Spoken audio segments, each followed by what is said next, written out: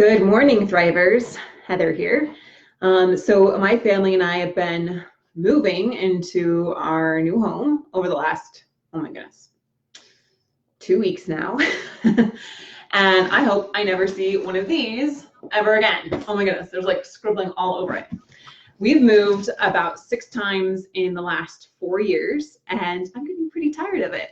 So I really hope I don't have to see another moving box for at least a while. And it's kind of funny when we're moving how we always have these boxes that we don't know what's in them. We're always like, okay, what is in this box? It's usually labeled something like attic. And the last moves we've been doing, it's like, okay, attic, just put it in the attic. I don't want to see it again. I don't want to touch it. I don't want to deal with it. Just put it in the attic. If it says attic, just put it in the attic, right? And we just get so tired and burnt out from moving that we don't want to open it up and see what's in it. However, this time I told Ben, I was like, okay, we need to declutter. We kind of need to minimize. And if we keep moving this stuff and we're never even opening it, then why do we still have it, right? And so it's been kind of an adventure of what is in this box. And I was thinking about that, about if we were to unpack our heart, what would we find in it? So I'm going to use this as a bit of an analogy, right? So as we're unpacking these boxes, sometimes we find the weirdest things. I'm like, why do we have this still? I don't know why I keep moving this. And we're able to let it go. But sometimes we find things that are really valuable, and sometimes we find some things that we had forgotten about. Maybe some things that we had lost along the way, or maybe some things that we're even not so proud of anymore, maybe that really don't serve us in our lives. And I love the song by, I think it's Philip Phillips. If I'm wrong, go ahead and correct me. But Philip Phillips, Dustin, Tara, Tina, Kim, Kevin, and Denise, he has a song called Unpack Your Heart. And I was thinking, if my heart were a box and someone were to find it and unpack it, what would they find in my heart? So here in this box, I'll show you a couple things that are going to represent some of the things that you would find in my heart. So first things first, as this is a marriage group and what we talk about here, oh my goodness, the glare is so big. All right, obviously my husband would be found in my heart. This is our engagement picture from forever ago, but I treasure my husband. I love him deeply, and you would definitely find an abundance of love for him in my heart. He would definitely be something found in my heart. I don't think I can show you all of these things at the same time, but that's okay. And then as we were unpacking, I found, hey Brett, morning Dustin, I found this one, which was a treasure from my teenage years. And I loved music, I loved the performing arts, and this symbolizes the creativity of the arts and of music and performance and the stage. And I loved performing on the stage. It was my passion. And my parents got this in Italy for me. I've never been to Italy. So it also symbolizes travel, because I love to travel. However, I don't do it as much as I would like to, having 7, soon to be 8 children. So music would definitely be found in my heart. Would that be found in your heart? What would be found in your heart? Do you have a love for travel? Do you have a love for music and the arts? Do you have a love for nature? What would be found in your heart? As I'm going through this, I want you to think about, if someone were to unpack your heart, what would they find? All right, and then I have this, was a gift from my incredible partner, Sergio, know this one, and Mark Johnston for my birthday. Sorry, it's so glary. But this is our High Thrive team. This is our head coach, Mark, and then our coaches, Anna and Victoria and Mike and Tammy and Dessa there, and Angelica and Emmanuel, and all the incredible people that are in this team that do such incredible work, such important work. And I love what I do. I absolutely love helping people save their marriages and transform their lives. So that would definitely be found in my heart. All right, and this one, this is me, let's see, 4.5 years ago. And I was thinking about this when I took this one out of the box, that I have a love for the hard things that I've gone through in my life. And I look back on those times with reverence and respect, understanding and gratitude, because these were the times that helped shape me and help me become who I'm meant to be. And if I didn't go through those hard times, if I wasn't pushed to the very limits of who I was and what I could possibly handle, then I wouldn't have been able to grow. And so I can look back on these really challenging times. Here you can see I'm about 28-ish weeks pregnant with my bald head, fighting for my life and fighting for my baby's life.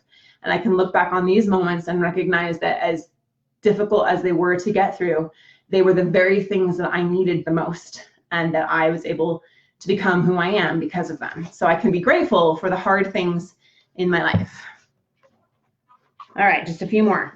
All right, I'm gonna do this one because my kids love this. They think it's funny. I'm gonna put melatonin here because I love to sleep. Especially being pregnant right now and being really tired, sleep is definitely my friend. Now, there have been times in my life where my love for sleep definitely was more at an unhealthy level, dealing with postpartum depression or just depression in general, where I just wanted to stay in bed all day. And so I think about this and I remember this to remember those times that I went through, that living day to day was hard. Just getting up and getting dressed and doing things was hard. And that sleep is a blessing. And yes, I still love sleep. You know, having had so many newborns, I definitely cherish my sleep. But I've also been on the other end of it where it dominated my life and was at an unhealthy level, and going through that and going through that, you know, that depression and stuff, and coming through that has given me perspective. And I'm grateful for sleep. And I'm also grateful to be able to overcome some of those things as well. All right, of course, my children, oh my goodness, let's turn this around. Of course, my children are in my heart. I love every single one of them. And I'm not gonna show you every single one, but this is my little cute Jojo when he was a baby. Absolutely love him. So would your children be found in your heart? Your grandparents, your parents, your siblings, right? Your extended family, maybe your adopted family, are they found in your heart? All right, a few more things. I love writing. So here's a pen. I absolutely love writing, and I have a passion for sharing that. I also love reading fiction. There's been times in my life where also my love for leisure, my love for entertainment has gotten a little unbalanced as well. So I think with every single one of these, there's been moments in my life where I realized that that love maybe was, or that enjoyment of something, or the struggle with something was a little unbalanced. And so bringing it all full circle is important. All right, last thing. Me, this is my savior, right? This is an example of, I love my savior.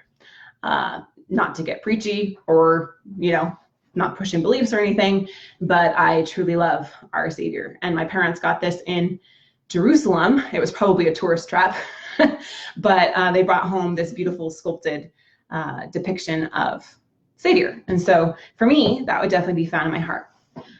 Now, what I can't really show you in a physical way would be some of the things that have dwelt in my heart that maybe are dwelling in your heart that you can't really show with something physical. There have been times in my heart where I have had bitterness, where I have had fear, where I have had pain that I was carrying.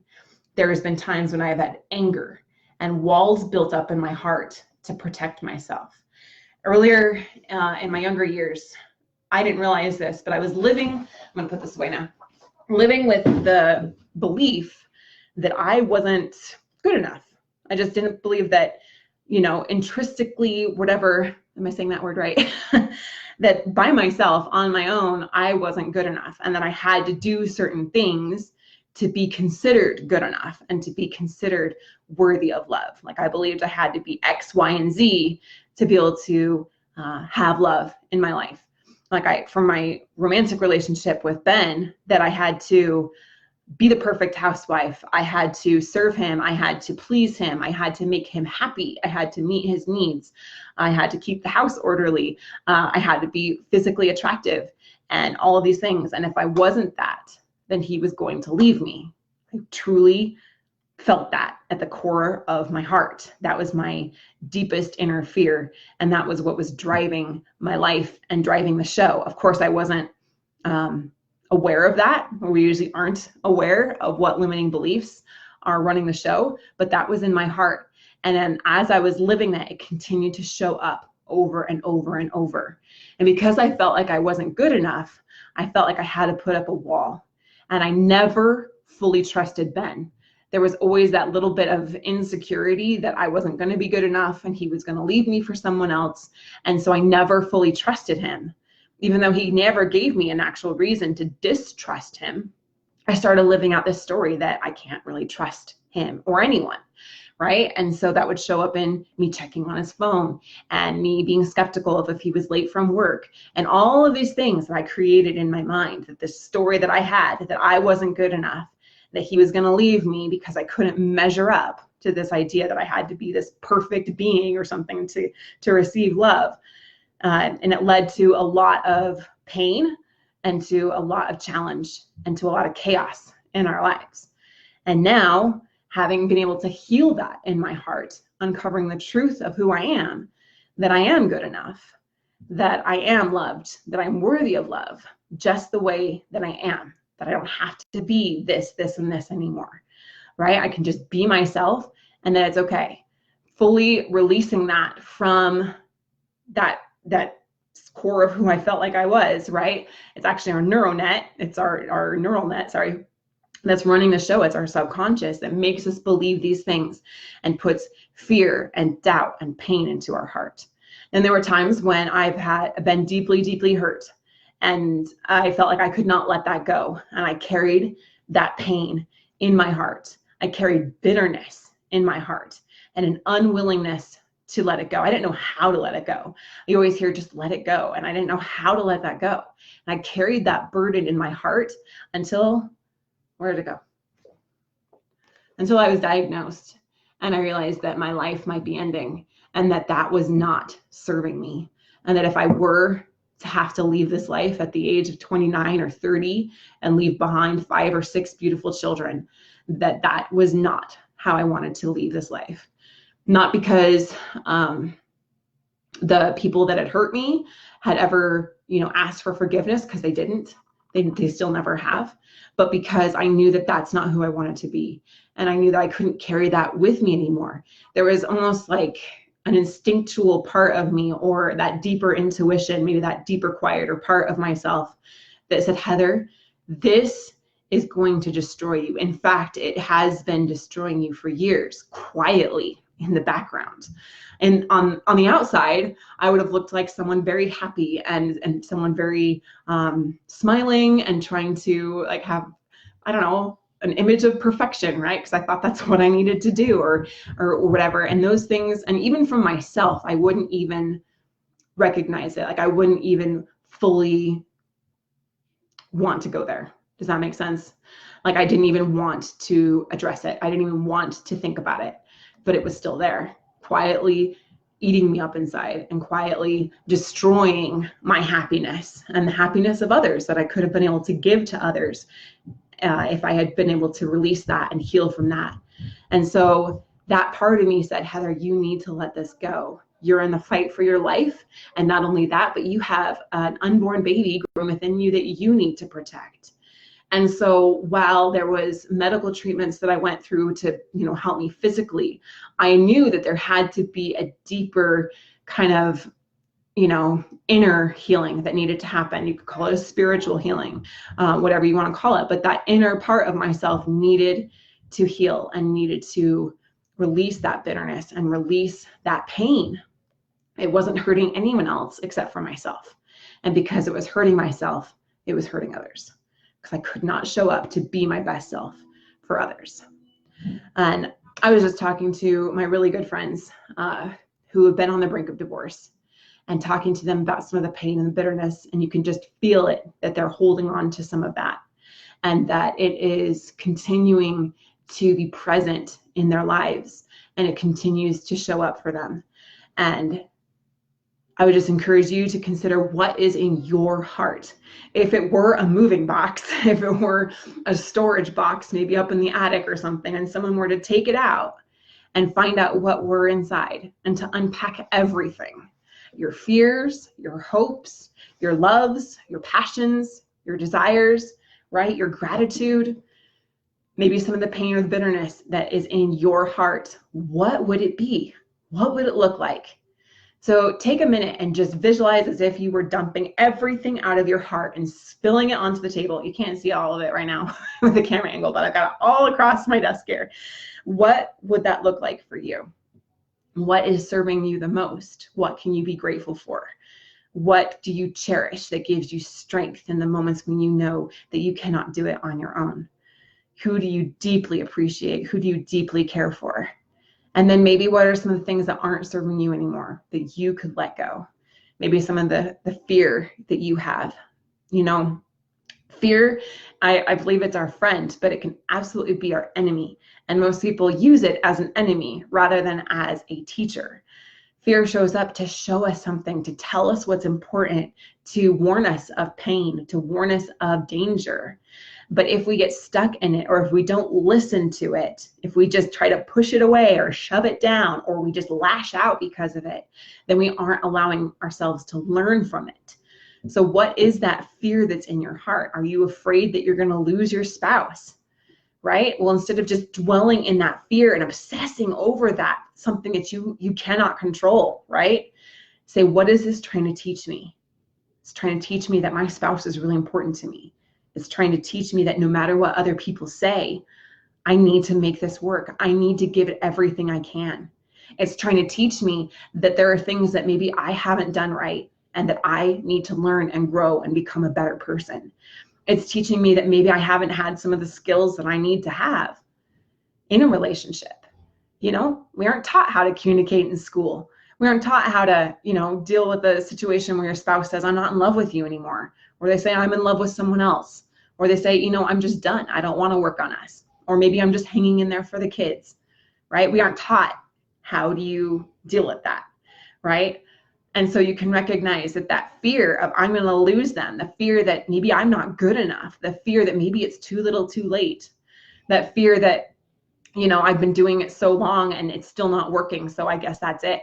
I guess I just have to give up now, right? Any of those fears, that they are there to teach you and they're to show you the truth of who you are, that this matters to me, that I can learn some new skills, that I can correct some of the mistakes that I've made, and that I can give myself some grace that maybe I haven't known up until this point what to do. I haven't known. No one showed me. My parents didn't teach me. My friends are all divorced. They all say I should get divorced too, right? And maybe even the people that are trying to help are doing so in the best way that they can, but they still don't know, right? And so now I can give myself some grace about that I didn't know. And now that I know, I can do better. I can become better.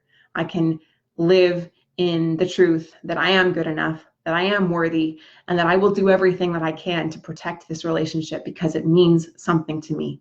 And there's something in my heart that says this matters.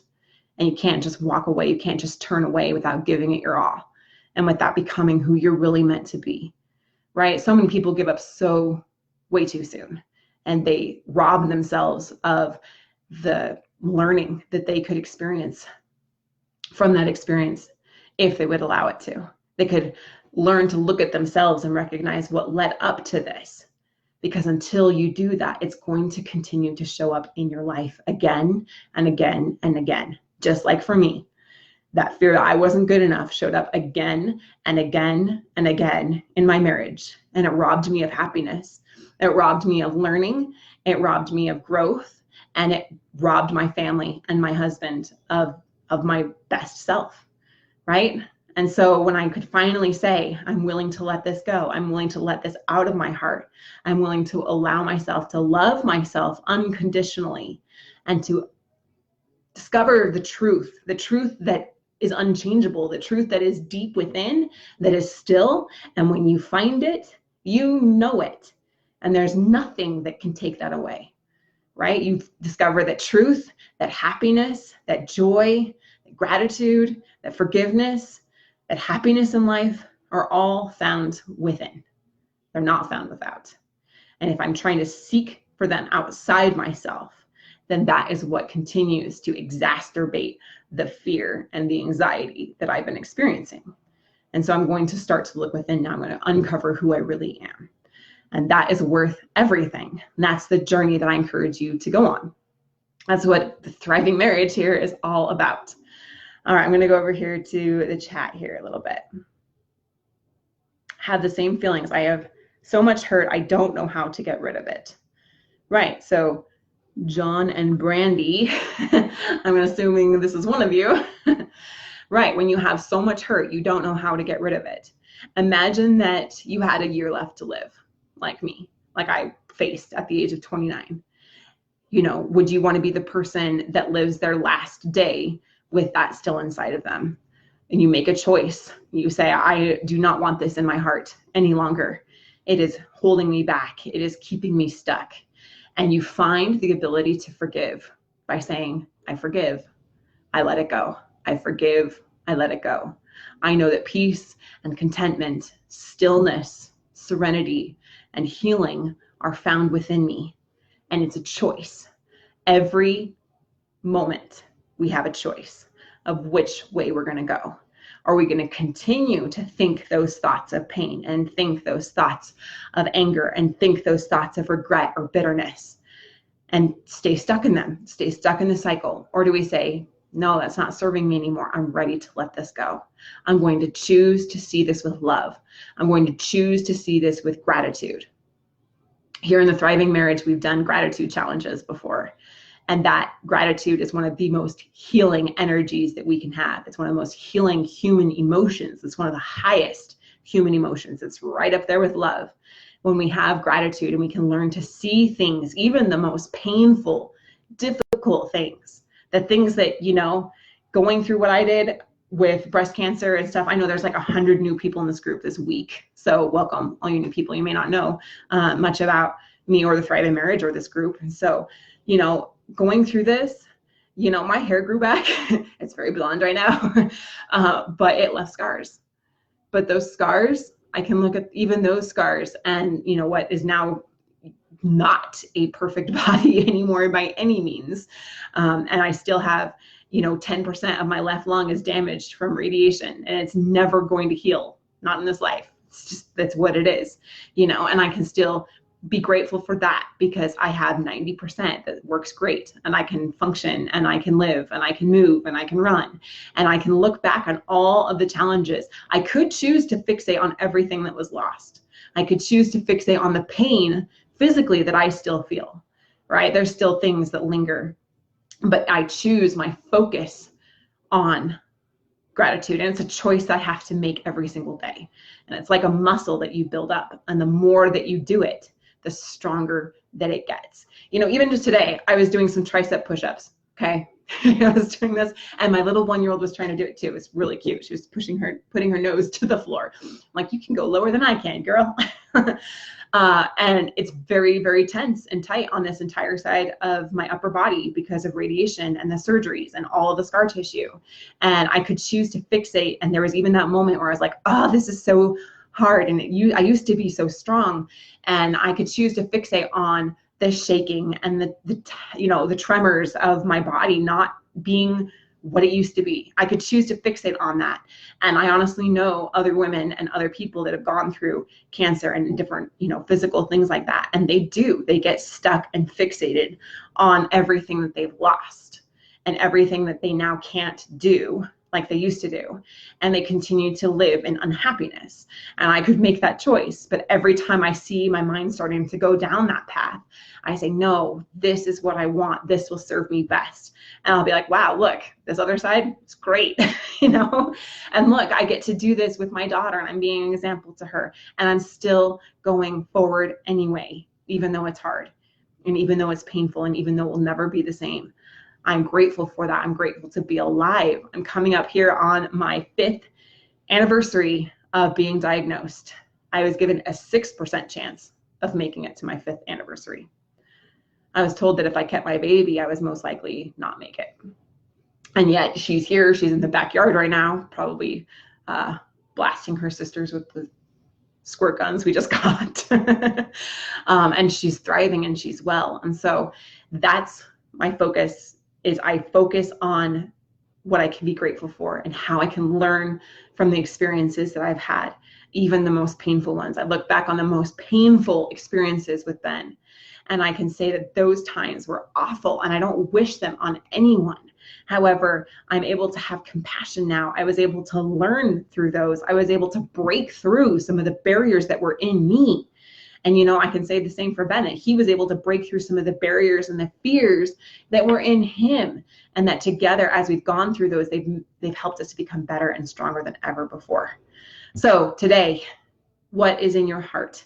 If I were to come and unpack it and there was no hiding, you can't hide from what's there. You know, it's there. I talked about the garden, right, with the fence protecting the weeds earlier last week. And so it's there, and you might not want to see it, but it's there.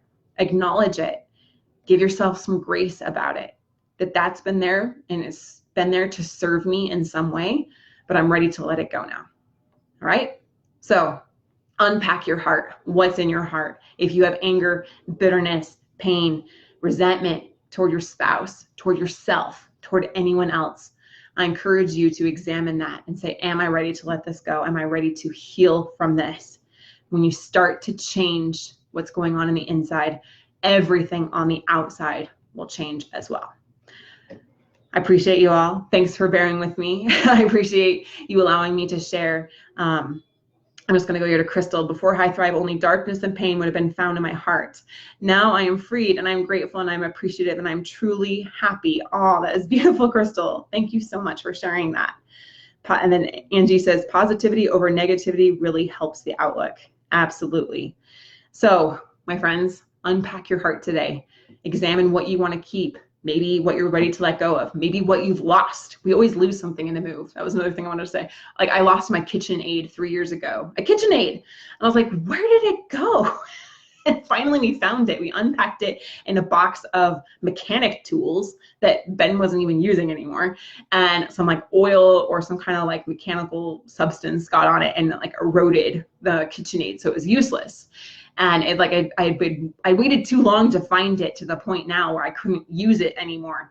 And that was a bummer. But there's sometimes things that we lose in life. And maybe some things that we've drifted away from that maybe we need to find again. Maybe we need to find that relationship again in our lives. Maybe we need to find some kind of inner peace that maybe we've lost over time. Maybe we need to find a passion that we let go of years ago that would truly bring us happiness and joy again. So examine your heart. What is in it? What is not serving you? And what maybe have you lost that you need to find again? If you need more help with this, we do have a couple spots open in our one-on-one coaching. I'm going to put a plug in there. I am, because this is what we truly do. We work with you in this way, in a deep, intimate, one-on-one way. That is what my mentors helped me do all those years ago, to guide me. So I'm not alone. And maybe I'm not able to see, oh, sorry, knock that down. Maybe I'm not able or unwilling to see what is holding me back or keeping me stuck. Sometimes we protect ourselves so well from ourselves that it takes someone on the outside to help us break through that and help us recognize what's been going on there, what's been keeping us stuck in pain. And like I mentioned, to teach us those new tools that we haven't had. Like, we just don't know those skills. We don't know how to communicate. We don't know how to rebuild trust. We don't know how to establish healthy boundaries. We don't know what to do when they say, I love you, and I don't love you, I'm leaving you for someone else. We don't know like what to do. The instinct is to get into panic. And so that's what one-on-one coaching does, is we work with you on exactly what you're stuck on. So if you're interested in that, if that resonates with you, I invite you to go over to highthrivecoaching.com/apply. And we'd love to be able to work with you. But unpack your heart today. See what's there. See what you can heal. See what you can grow and strengthen, and see what might be lost that you need to find. All right, we'll talk again soon.